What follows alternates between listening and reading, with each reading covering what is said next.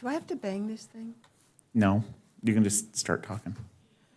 Good evening and welcome to the SPARC meeting for December 3rd, 2025. Let the record show that the regular SPARC meeting is now called to order. Would the clerk please call the roll? Vice Chair Carlton, Present. Committee Member Markell, Here. Committee Member McCarthy, Committee Member Price. Here. We do only have 4 members present. We do need 6 for a quorum, which means that no action can be taken tonight. Any action items like item 2 cannot be heard until we get a quorum. If SPARC members wish, they could adjourn the meeting or allow staff to present information as scheduled, but take no actions. I'm okay skipping it. I think that we need to go ahead and let people present the report because they're here and we should do it. Oh, this report. I thought it meant reading the minutes from last night. I misunderstood. Yes, absolutely. Yeah. As a reminder, meetings are recorded, so if absent members would like to view that, sorry, I should probably put my mic on. I don't know. So I was just making a statement. All meetings are recorded, videotaped. They're live broadcasted as well. And if there's members who couldn't make it tonight, they can review the recording at a later time, possibly before the next meeting. Okay, so with that said, would you like to present the Brews and Bites report? With pleasure. Hello, everybody. Wow, this is loud and echoey. Goodness. Okay.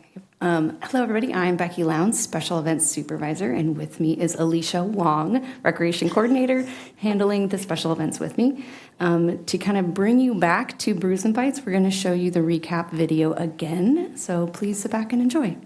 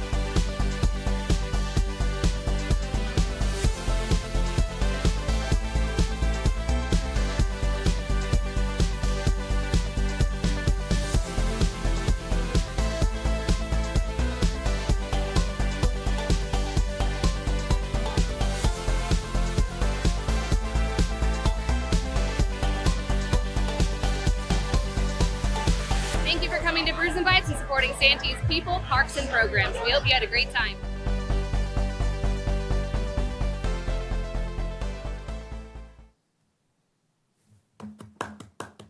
Very good. Thank you to our marketing team for making awesome recap and promo videos.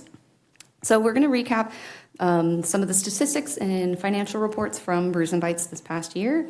And we will go through the presentation and have an opportunity for questions at the end. So if you'd like to take any notes, and we'd be happy to go back a slide to reference anything at the end. So we had been selling tickets for Brews and Bites 2025 since March. And all in all, we sold 1,008 tickets, which comprised of 934 general admission and 74 designated driver. Day of ticket sales, we had 108, which is a pretty astounding number for us. We did have an opportunity to sell 7 VIP or reserved tables. And then for our vendor participation, we had 52 vendors attend. 18 of them are alcohol or another beverage. 5 of those being dedicated non-alcoholic as beverage vendors. And then we did have 21 food vendors and 13 business booths. And our business booths are required to bring an alcoholic or a luxury cocktail, mocktail, or some other approved food. So it was not an outreach booth, it was a food and beverage participation as well. So we sold the 1,008 tickets, but unfortunately, as we all know, things come up and not everybody can make it. So our actual attendance was 931 people arrived, which is a 92.4% attendance rate. And then in addition to those ticket sales, we did provide 125 complimentary tickets. Those are to our vendors and volunteers, which brings the grand total of people that were inside the event to 1,056. We did spend a lot of time, since we did have a slight rebranding of the event through the Halloween theme. So there was a new logo. So we did spend a lot of time with our amazing marketing team to really push this out, to try to broaden our horizons and get some new eyes and ears and customers onto this. So we did a variety of different outreach opportunities to try to push this event. Things like local podcasts. We were doing ticket giveaways at the summer concert series. If you follow us on TikTok, we were very active on TikTok, and we did some pretty cool and creative stuff. We were pretty consistent in our email outreach to all of the participants that we have through our ActiveNet registration system. And those go out to our Santee residents or anybody who participates in one of our recreation programs, reserves a field, reserves a picnic shelter. So we do have a database of customers that we can contact. So we've been pretty active on promoting Brews and Bites through there. We had tabletop signs at some of our local businesses. So businesses who have signed up for Brews and Bites, we asked if they'd be willing to do additional outreach for us by doing a tabletop, a sign in a bathroom, a sign on the bar, or flyers on the counter. So we really tried to partner with them as well. And then a variety of different banners, flyers, and window signs. If you guys have noticed, the Mission Gorge banner was brought back to life. So we did utilize the Mission Gorge banner, which we did receive some positive feedback from our post-event survey, which I'm about to get into right now. So we did have an opportunity for our guests to provide feedback. We emailed all of our customers a survey link. We did post this on social media as well for those who maybe were attended with a friend and they were not the recipient of that email for the survey link. We had a variety of different criteria, different questions we were asking for things such as the event layout, the vendors, the band, theme, and communication. And overall, between all of those different categories, we had a rating of about 9 out of 10. We did have an opportunity for them to say what were their favorite things about it, what did you enjoy the most? And in no particular order, but the top 3 most occurring feedback was they really enjoyed the atmosphere. They enjoyed the vibe, they enjoyed being with the community, they enjoyed just the feeling that they got being there. We did get a lot of positive feedback about the theme, about it being Halloween and an opportunity to dress up with their friends. And then we also had a lot of responses regarding the discovering of new businesses, specifically maybe a small vendor that they've never seen before or a chance to really engage with those business and business owners. In addition, we did provide opportunities for improvement or areas that we could, maybe either miss the mark or an area for us to grow into. One of the comments was more food and more variety. So we do our best to try to start early and be very mindful, but we do appreciate all of the vendors that can participate. We'll get into the details later, but these vendors are donating a majority of their time and product. So we're very grateful that they can attend. So we can make our requests and we can make as much I guess it's just a better request, but ultimately it comes down to the possibility of these vendors. So more food and variety, we do the best we can, and we're always looking for new ways to increase that. But as of right now, we're very happy with what we have, and we're just very grateful, especially to some of our sponsors, such as Dino's Pub and also Giant Pizza King, who is our late night food sponsor. So we are very grateful for those. Other areas of improvement was more or better silent auction prizes. And also we had a couple comments about the restroom location.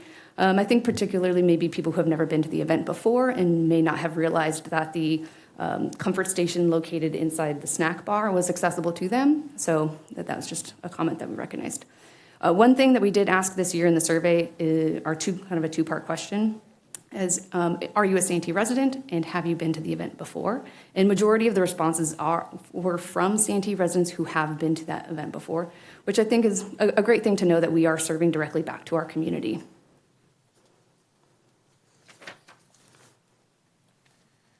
Okay, now for the financials. So the gross event revenue was $63,465. The total event expenditures were $46,772. Year to date, there are a few small things that might still come out of that.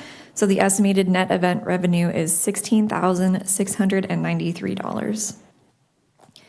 So here's kind of a pie chart of the revenue breakdown. So again, the total revenue, $63,465.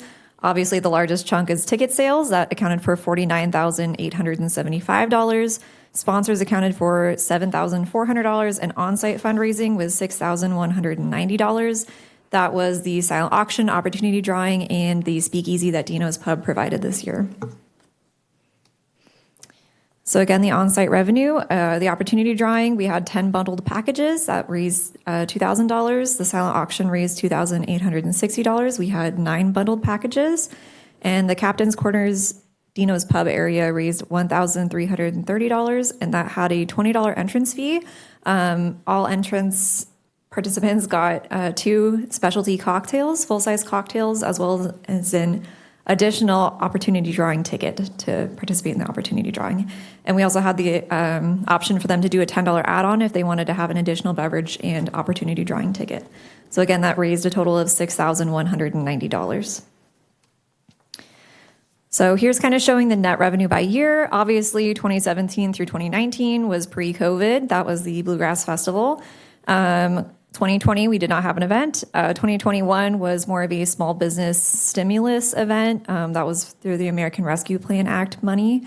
So we got to pay the food vendors a little bit more, and it was a break-even event for us. We only sold 500 tickets that year. 2022, we maintained Brews and Bites. That event sold out. And then as you can see, there's been a little bit of a steady incline since 2023 until now.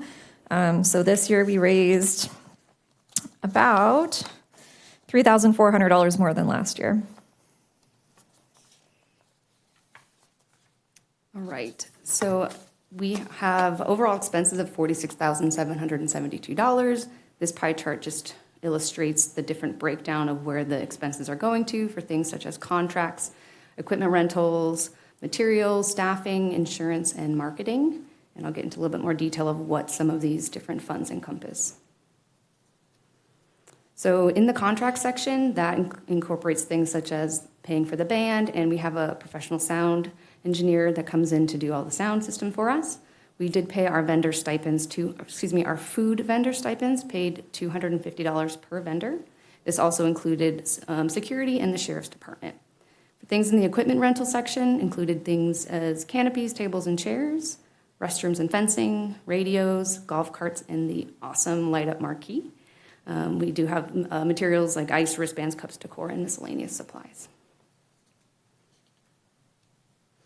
So here's just to show the gross income versus expense over time, just to kind of show you where maybe profits have changed from before COVID to now. The red section is expense ratios, just showing a percentage of the revenue that is used to offset the expenses. So obviously a lower number, it would be better, but we're just showing a 2025 that 74% of our revenue was used to offset the expense.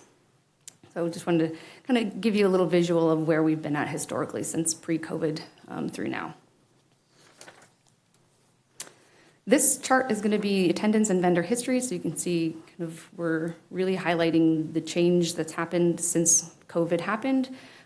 So before COVID, we sold 14 to 1,500 tickets. Total attendance is, as I mentioned earlier, that included the volunteer and vendor wristbands, and so just to show you how many people are physically in the event. So that was ranging from 17 to 1,900, and we did have a really high participation rate with our vendors pre-COVID, which was 74 to 78. Since COVID, our ticket sales have kind of dropped a bit from 1,200 down into the 900. Now we're roughly around 1,000, and you can notice that the vendors also have dropped quite significant from 47, the lowest being 43, and then this year we were back up to 52. The final column on the right is the ratio. It's something that we consider when we are thinking about expansion and how can we expand the event in a palatable way in order to maintain customer experience. So we just want to make sure that we're not growing too big too fast. If we have the ability to sell 10,000 tickets, but we only have 52 vendors, you're going to be waiting in line the whole time. So it's just something that we're paying attention to as the trends of where are we at and how can we manageably grow this entire event.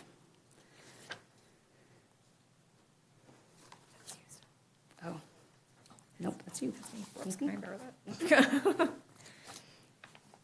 Okay, so here's a look at the historical ticket prices for the last few years. So 2019, 2022, we were both 4-hour events. The price didn't change. And then in 2023, that's when the price increased and the time decreased to 3 hours. We also didn't do early bird that year.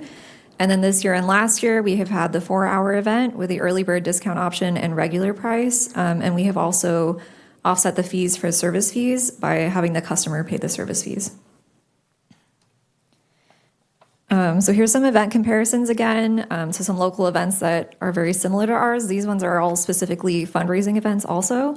So probably most notably, they are more expensive than ours. The 2 4-hour events do not have unlimited sampling. The La Mesa Rocks one is the La Mesa Parks Foundation fundraiser. That one is a catered dinner. The Mount Helix Food and Wine Festival is a sampling event, but it's only 1 hour unlimited sampling. And if you see the range for the ticket prices, that's early bird versus day of. And then Vintage Alpine is a Kiwanis fundraiser. And Alpine, that one is probably the most similar to us, and that one's only 3 hours, and that ranges from $70 to $90 per ticket. So some of the 2025 event successes, a lot of people loved the Halloween theme this year. I think it was really fun to lean into it because people were already doing it. So I think people enjoyed, we had a costume contest this year also, which people had a lot of fun with. We had digital tickets again, which was a great experience for the customers because they could just bring their phone. We didn't have all the phone calls of like, I misplaced my ticket because I bought it 5 months ago. So it was great for the customers and for us as well. Again, the processing fees were paid by the customers, so we got to retain 100% of the ticket cost. Vendors were allowed to bring their own equipment this year and last year, so it's better visual advertisement for the vendors, and it decreased our rental costs for the canopies and tables. That was part of the contract little pie slice that we had and the expenses. And then we had the marquee sign again this year, but it was Halloween themed. It was a great visual and event enhancement, and it was still a cost saving versus the light up trees that we used to have during Bluegrass. Those were $3,800. These ones were about $1,800, so it was about a $2,000 saving. All right, so we did experience a couple challenges.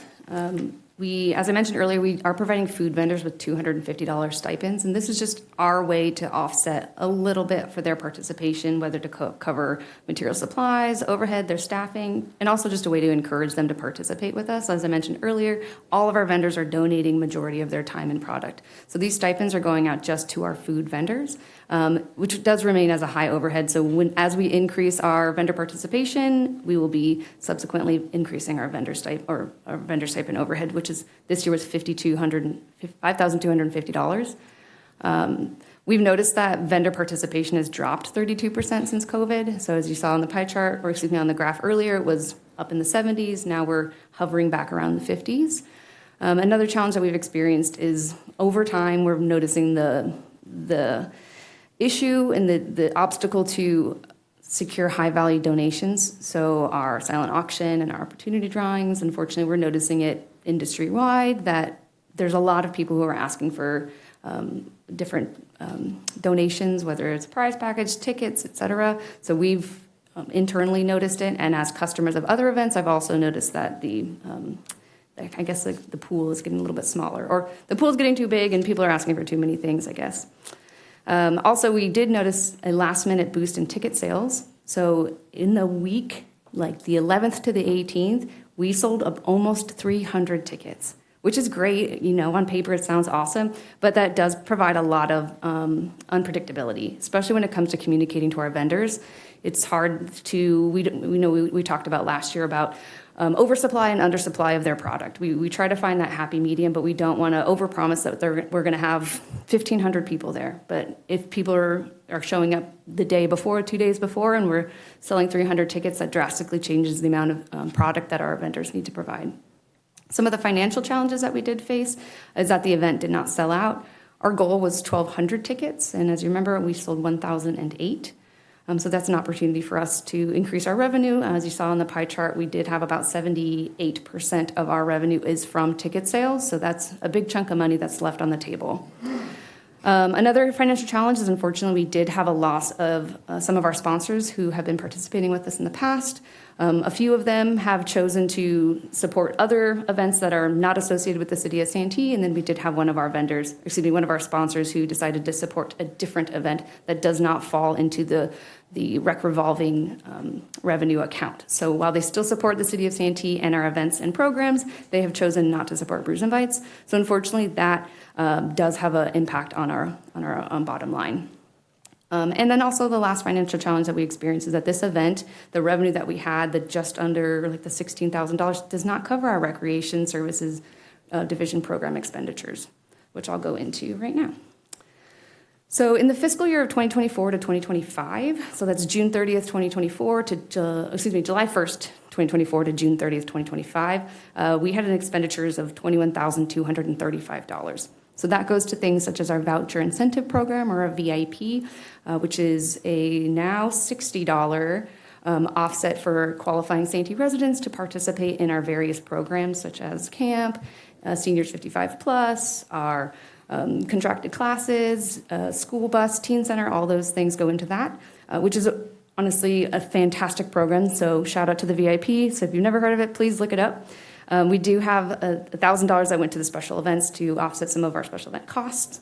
Youth and teens had $2,300, and seniors had just shy of $12,000. So this $21,000 does not include some of the specialty projects that have probably been talked about in the SPARC meetings before, such as the Shadow Hill Park improvements and Town Center Park irrigation repairs. So looking at the revenue that we made, that $16,000, our goal is to have this event completely be self-sufficient to provide the rec revolving expenditures. So at a bare minimum, we're really hoping to pull in approximately $22,000 in order to cover our expenses.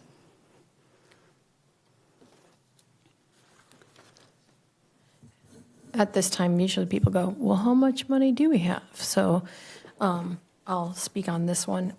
So we have had this event for many years, as you can see through the data, and some years were more profitable than others. And what that incurred was that there was a surplus that maybe wasn't spent entirely that year, and so we've carried over a little bit of funding year to year. So I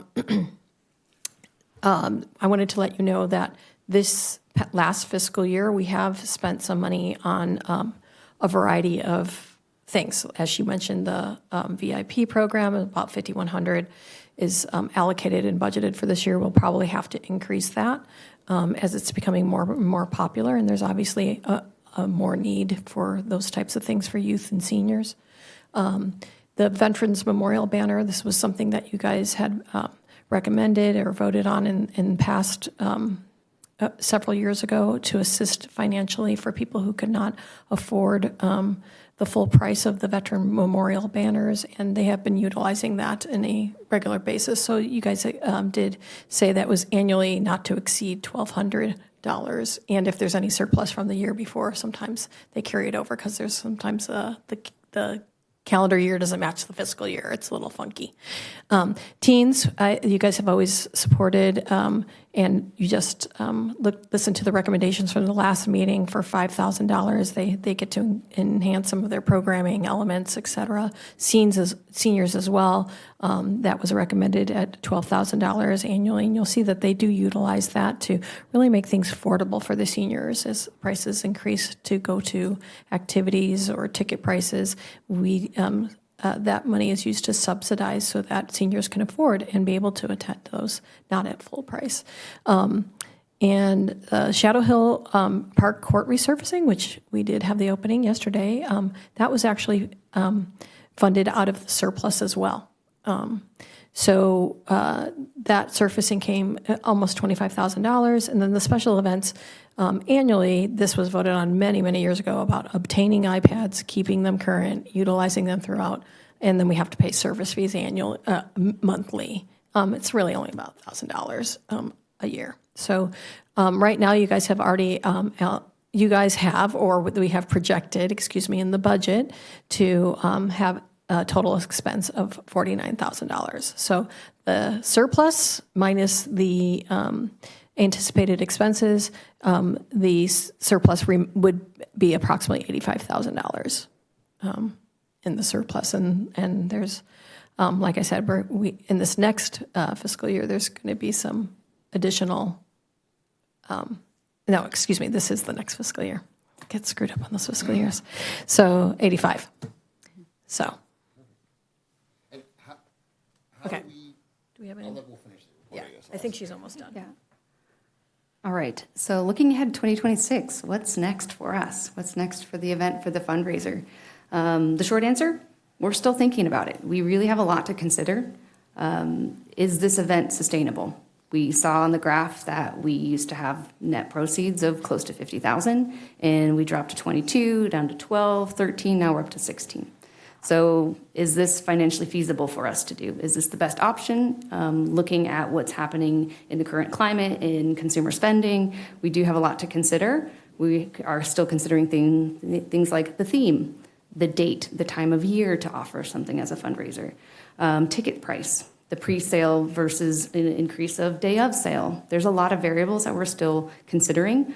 And we'd like to hear feedback in the comments and questions, and like some feedback from you kind of directly into two different directions. Whether we should continue to offer Brews and Bites in the same format that it is, keep it as a Halloween theme, with a potential of increasing ticket sales, or ticket cost per ticket. As Alicia mentioned, we are a very good deal. Our comparable events are charging more of a premium price for a very similar experience. That could be a great way to recoup some of those costs. So that is one option. Another option is to move in a new direction, to reframe this entire fundraiser together. We have a different theme, we have a different brand, we have a different name, we have a different style, different time of year, different demographic. So I'd like some comments and feedback, if you have any, about these possible two trajectories. And otherwise, that would be the end of our presentation. So I'd first like to address those questions, and then we can discuss the rest of the presentation. Well, is it okay if I speak first? Sure. I attended the event. I thought it was beautiful, and I thought it was done like just perfectly. And the feedback that I would offer, coming from the part of Santee that I come from, is like everyone is a family there. I mean, it's all of us have young kids in the entire Weston community. So speaking for my little chunk of Santee, my recommendation would be, considering the graph is kind of going the wrong way, although we're getting it back, post-COVID is difficult. I just off the top of my head, and we'd have to brainstorm some more, would be like start it earlier, like 3 to 9, and make it family friendly, like families could come. And most families, speaking for myself and my close friends, like we would all be out of there by 6. So you keep it Brews and Bites because it has such a good brand, but somehow navigate the ABC restrictions and all that and try to open it up longer. And then my other recommendation would just be that as a company, like my business, we attend a lot of charity events and we set up booths and everything. And the expense is the hardest part, So the fact that you guys do a stipend is just so cool. Like, I wish more events would do that because they want us there, but then we have to foot the bill. Maybe we could attract more by saying if they commit earlier, they get an even larger stipend, because then we'd be able to market who's going to be there more, which I know you guys have already done and you're doing such a great job with. And then my last recommendation, again, it was a perfect event. Like, it's hard to criticize something that went so smoothly and so well and so many people were enjoying it. So it would just be that, again, I really feel strongly about utilizing digital marketing as much as possible. You can geo-target, 92071, and literally like $500 to $1,000 in a short period, geo-targeted to Santee. People would see it on their Facebooks, and we could really target everyone, even specific age groups and demographics. And, I think we could get a good return with that, and I'd be happy to help with that if anyone needs it or anything, and I'd even pay for it. Not the ads, but the setup. And, but then, I'd be happy to do that. But like I said, it was such a good event. And I wish more people my age would, and, a lot of the people, if they realized how good it was, I think more people would come. But that's always the hardest thing about marketing is figuring out how to get the people there. Thank you for your feedback. Does anyone else have any comments, questions? I love the way that you want to have the family there, but this is like the adults' night out to have a party true, without kids. So the only thing it was great this year. It was great. The band was terrific, and it was just fun. It's a party. The only thing would be to have it in September or something like that, where you're not so close to all the other things that are grabbing at people needing fundraising stuff. But then you wouldn't have the Halloween theme, so I don't know. Which was really nice too. The Halloween was Yeah, cool it seeing was everyone dressed up, like yeah. awesome. It was just so good. I was wondering, it is an adult thing, and I realized a lot of people came up to me and talked to me about how nice it was that they didn't have the teenagers tormenting and fighting, and I guess there was a lot of problems with the younger people during the Santee concerts, and a lot of people were glad that they didn't have that. But I was thinking if we could tuck in the back, like a giant babysitter type thing, kiddie thing dropped off there, but the adults are separate. Kind of like a daycare. You can bring your kid and drop it off, but you're going to pay for it. That would be great. And, have San Diego, the city light people or whatever they call, come in and, watch the kids. Because some people, but then you're drinking, so you're going to take your kid drinking home? Well, think about like this time of year, the Lifetime movies that come out, and it's like the big city guy goes back home to where he came from, and he meets the girl that got away, and they always take her daughter or her son, and they go to the little, Santee Brews and Bites thing, and there's like a Ferris wheel, and there's beer, and they're throwing darts, and it's like this little carnival. And it's always like this nostalgia that we have with like the country or like these like. And so when I say the family, I guess I'm picturing these like things that you see on social media, and you see them on the Lifetime movies, and you see them like this like thing that makes Santee so special. It makes these small towns so special is like they have these little events, and you go there and it just feels like a family, even if the protagonist is there and then there's like some problem. But like it's if we like I'm picturing if we needed to revitalize this somehow. I know it is a special event for the adults, and but naturally, if we were able to make it go longer, the adults would stay, the kids would mostly go home. I would think the natural progression of the evening. But then that creates all kinds of new costs, and it makes it more expensive, and the vendors have to have like 8-hour shifts, and it starts to get really difficult. So, like I said, I think it was a great event. I think. Either we could keep it all adults or we could open up to kids, but either route we go, the marketing that you guys did, it sounds like you were really aggressive with it. So I just, if we maybe keep capitalizing on the momentum, it looks like prior to COVID, we really were growing and growing and growing. So maybe we can recapture that if we just keep doing the same thing, that's possible that it'll just continue to grow. Thanks, Ryan. What about maybe having two events, a family event and the Brews and Bites? Like separate days or morning or like early and then it stops and it becomes something else? Two different kinds, one and one another. I know it's a big deal to plan an event, but City of Santee provides a lot of free community things, and maybe we do want to have a paid family event. I have no idea what that looks like, but I agree that Brews and Bites is for the adults, and we are doing an upward trend, and everybody's having trouble after COVID. So 2 events separated, 1 family oriented, because that's pretty much what Santee's about, is community and family. Yeah. Any comments about possibly raising the entry fee? I think it'd be a good idea. You need to keep the fees, around the board. You got La Mesa, charging the 100.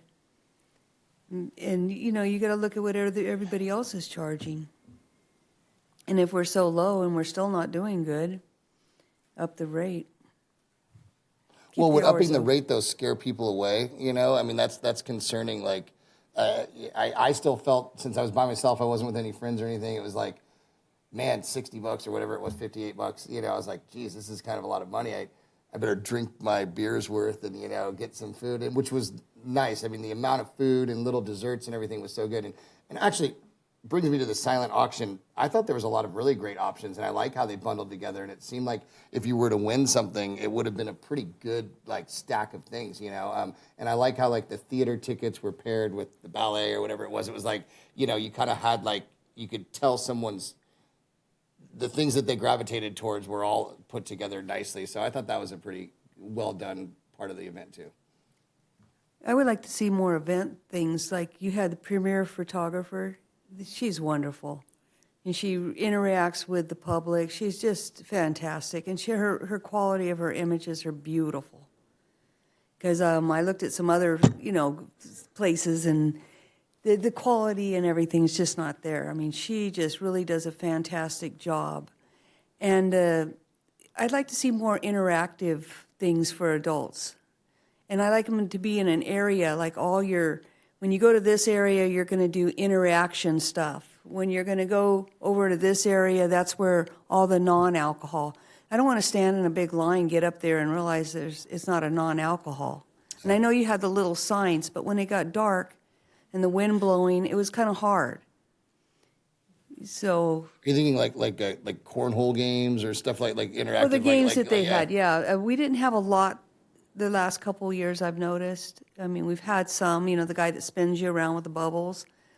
I mean, I never even got to see that going this year, but I guess he was having some problems. But I'd like to see more interactive events that groups can do. I'd like to see more selfie areas, because these people get all dressed up and they want to do selfies. They want to have an area. I mean, it's nice, the big sign, but she's pointing in the wrong direction. That sign needs to be pointed the other way, because you're hitting into sun. And so it kind of ruins your images. So we need to change that. Here. Tough crowd. Other than that, I had a great time. Everybody was having a wonderful time. It was fun. And you guys did a fabulous job of marketing, and everything you guys did was, we wouldn't have had that number if it wouldn't been for you guys out there pushing it. Thank you.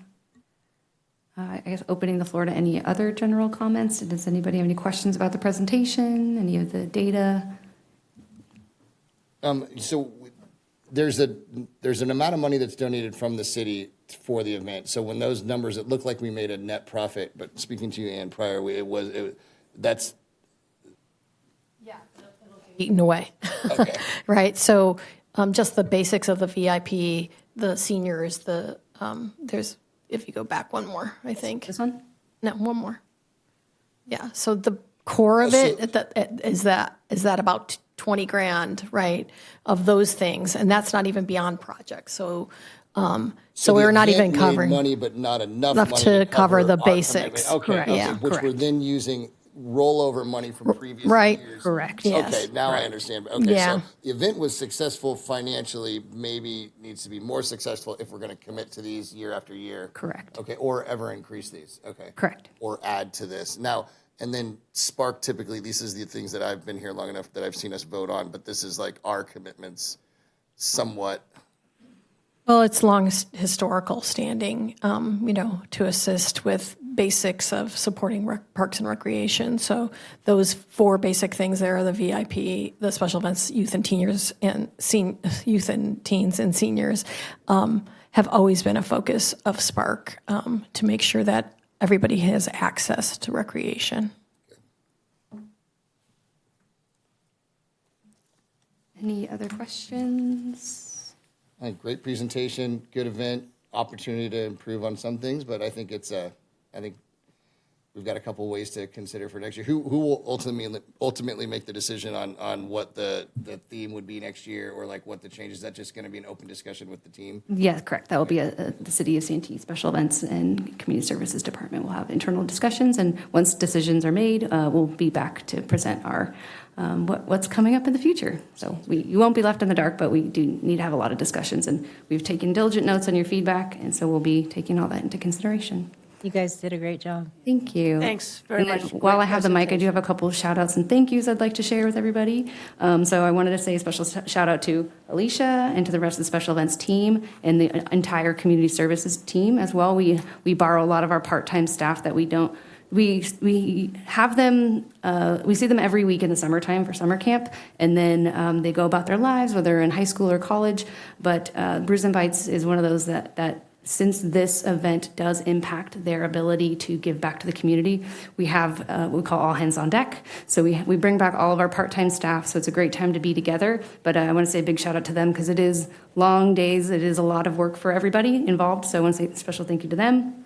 Public Services, who do a lot of work to help prepare the area. They do a lot on the back end. You don't get to see them. They're there on the day of, the day before to help us with that. So thank you to Sam, Chris Gooden, Eric King, and to all of their team. To all of the vendors that were there, I really appreciate them, their support. As we mentioned, they are donating a lot of their time. So we do ask if you guys know any friends or family that are opening catering business or they own a food and beverage, please send them our way where we have our list that we're going to be continuing to reach out. Thank you again to our sponsors, Allegiance Heating and Air, Kimco, Martin Marietta, Santee Vision Care, Mount Helix Foundation, Dino's Pub, and Giant Pizza King. So just want to make sure everybody knows that we really appreciate them. And that is it for our Brews and Bites update.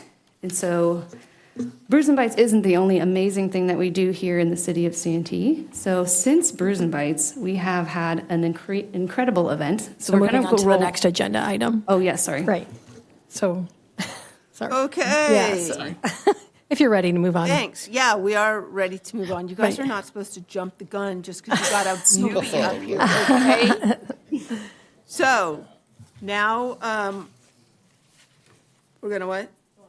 We're going to go to item 4, which is Community Services Department updates and reports. Do you have any updates? Yes. While they're up there, they're going to give you some updates, Okay. and then I have a little bit of And then stuff. I noticed Sam's missing. You know, Sam's slowly fading away. We love him. But But, shouldn't he have sent someone, I guess? It's a weird time of year. Yeah. If you have anything specific, I can relay. Okay. Yes. All right, ladies. All right. So as I mentioned, we do a lot of events, and since Brews and Bites, we had another major event happen, which is our annual holiday lighting celebration that happened at Trolley Square, and I'm going to show you a little recap video.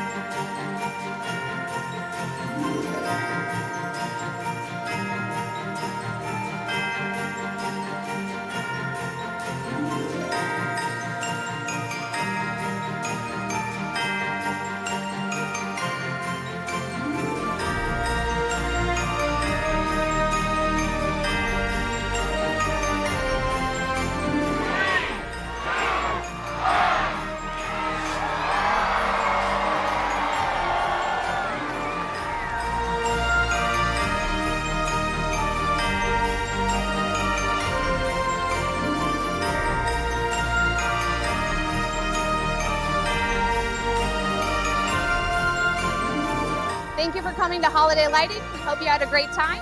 See you again next year. Happy holidays, Santee.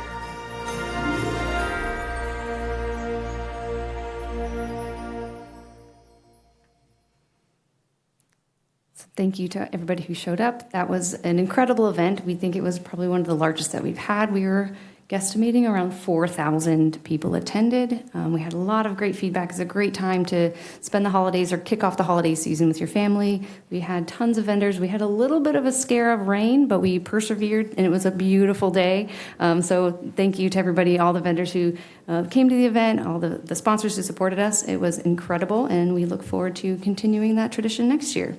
In addition to, we're not done yet with special events for the end. As of today, right now, as we speak, we have our Selfies with Santa. It's happening at Santee Trolley Square. It's an additional opportunity to meet and greet with Santa Claus and get a beautiful photo on the amphitheater stage with the tree in the background and a beautiful light-up frame. It's going on today, which is December 3rd from 4:30 to 7:30. So we still have time to make it down there and snap a beautiful picture with Santa. It's a very, very low-key, quiet opportunity. So if you didn't want to face the crowds at holiday lighting, or you didn't want to wait in line to go see Santa, this is a great time. You just bring your phone. City staff will be there to take the picture on your cell phone, and just encourage anybody to stop by if you can. And then yesterday, of course, we had our Shadow Park playground ribbon cutting. So thank you, Stephanie, Linda, and Cindy for coming out for that. Looking forward to January. You should have a printed flyer on your desk. So we have a trail mixer coming up on Saturday, January 10th from 10 a.m. to 12 p.m. We're going to be starting at the Historical Society. The address is on there. It's the old Edgemore Barn. So it'll be a guided nature walk along Walker Preserve Trail.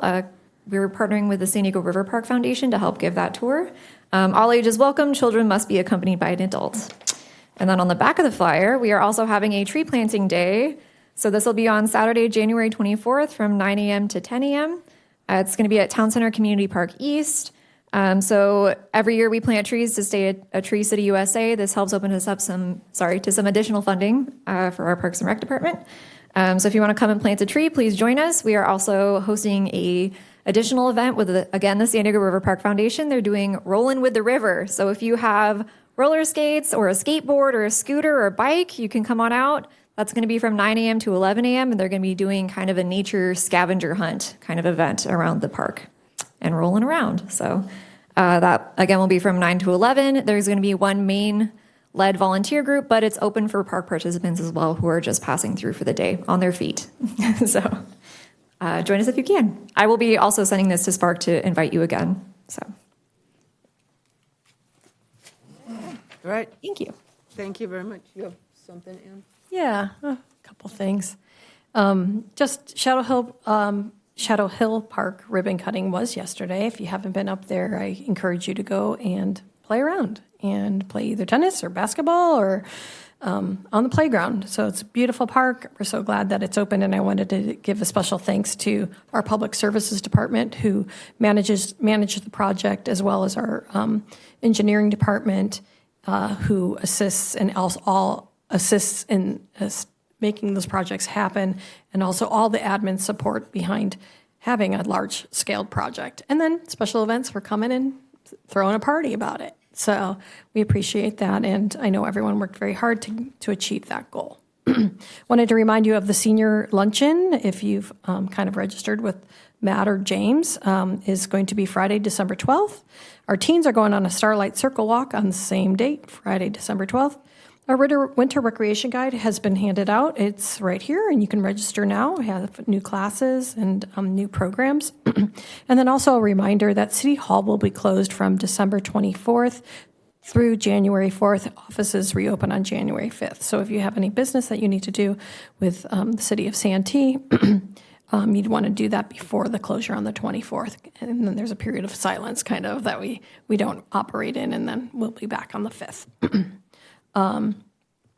Speaking of Sam, he's heading quickly towards retirement, so we wish him the best. And you may see him one more time, maybe at a city council meeting or something. And park maintenance does continue through the city hall closure, so it's not like we just abandon our parks. So it does, the PSD team has a skeleton crew that comes by as well. Some of our fields are currently under closure. West Hills Park, Town Center Park West, and they open on January 12th. Town Center East, where we have the Bruce and Bites event and many of our events, closes on December 22nd up until January 14th. So just so you know, you might see some fences up or signage up saying that those playing fields are currently closed. And that's it. If you need any more information, you're welcome to go to santeerec.com or santeespecialevents.com. Do we have any updates on, I know that we replaced Stephen Smith Landscaping and that they're in-house. I know there was some turnover at the Weston Park, the person that was like going to be designated Weston Park. What's going on? How is that going? We are fully staffed at this time, including all full-time positions, and there is a dedicated person for that park as well as West Hills. So they share, they don't have just one person at that, because it is a smaller park, but their work allocations. And then sometimes they rally all of their people and attack one park at once to do a significant maintenance project. They did that at Shadow Hill yesterday prior to the opening. So you'll see them at least daily doing daily checks. And then on the weekends, there is part-time maintenance staff that attends to park needs as well. Okay. Is there specific days that he's designated at Weston, or is there like? He should be stopping by every single day. Every other Friday, probably not. They are, but they're very, very early. Are they off every other Friday? Yeah. Yes, it depends on if they're on the A or the B schedule. Okay. Yeah. And I think they arrive to work at like 5:30 a.m. So you may never see him. As long as the bathrooms are clean, but if you have any specific concerns, you can relay it to our department, and we can relay it to the supervisor of those maintenance staff. All right, do we have any committee updates, reports, general announcements? That's us, people. Nope. Nope. Okay, non-agenda public comment. Do we have any? I currently have no speakers. All right. If no further business, this meeting is. Well, where do we recommend for the minutes for the agenda for next meeting? The minutes get moved forward, so they'll be on the next meeting for approval. Okay, so do we recommend them today or when? Oh, no. No, No, it just, wait a we minute. can't vote on them, so they're automatically just carried over to the next meeting, you- so. Ryan, I want do to you have add something to next month's agenda, Well, yeah. okay, so go ahead. I wanted to, number one, get an update on how the transition from the contracted gardeners to the in-house gardening is going. We had that. At previous meeting, they have been, like I said, I okay. think it's going all I missed positively. And a 6-month reassessment is occurring, and it started July 1st. So we will actually be doing a thorough walkthrough and expectations and goals and those types of things. We actually won't complete that till the end of January, but they'll hopefully have a new manager in place, or at least Eric from Parks and Landscape could come and provide that. Probably February would be more ideal. Okay, Yep. cool. And then I'll wait the RV parking that we discussed offline. I'll learn more about that before I ask. Yeah, for that's, agenda items. yeah. And I can get clarification from code compliance, et cetera. So that would be helpful. Okay, Any then other- I'm good. Okay, is that it? All right, this meeting is now adjourned. Thanks very much for being here. Want to bang the thing. Bang the thing.